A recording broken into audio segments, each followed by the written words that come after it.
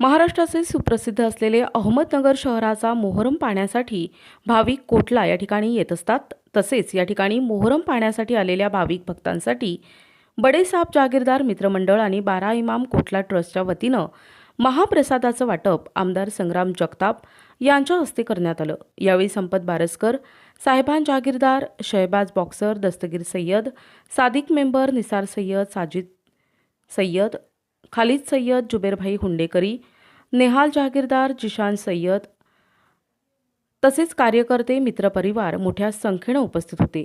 यावेळी मोठ्या संख्येने भाविकांनी महाप्रसादाचा लाभ घेतला। मोहरमच्या निमित्तानं कोटला परिसरामध्ये या कोटला देवस्थानचे विश्वस्त जागीरदार परिवार असेल, बडेसाब जागीरदारांचा परिवार असेल, यांचे सर्व कमिटीचे सदस्य असतील, त्याचप्रकारे सादिक भाई असतील, तनीर भाई असतील, हे सगळेच मंडळी या येणाऱ्या भाविक वर्गाकरता एक भंडाऱ्याचं आयोजन करत असतात आणि त्या भंडाऱ्याचा आज उद्घाटन सोहळा संपन्न झाला। मोठ्या प्रमाणामध्ये भाविकांची व्यवस्था हे सर्व ट्रस्टी मंडळांच्या वतीने केली जाते आणि मोहरम आपण जर पाहिलं तर महाराष्ट्रातून या ठिकाणी भाविक वर्ग हा आपल्याकडे या ठिकाणी या परिसरामध्ये असतो आणि म्हणून या सगळ्या परिवाराच्या माध्यमातून सगळी व्यवस्था करण्याचं काम हे सातत्याने गेल्या अनेक वर्षांपासून या ठिकाणी करतायत आणि येणाऱ्या काळामध्ये देखील तशाच प्रकारे काम करत राहतील। त्यांना जी जी मदत लागेल ती या ठिकाणी उपलब्ध करून दिली जाईल।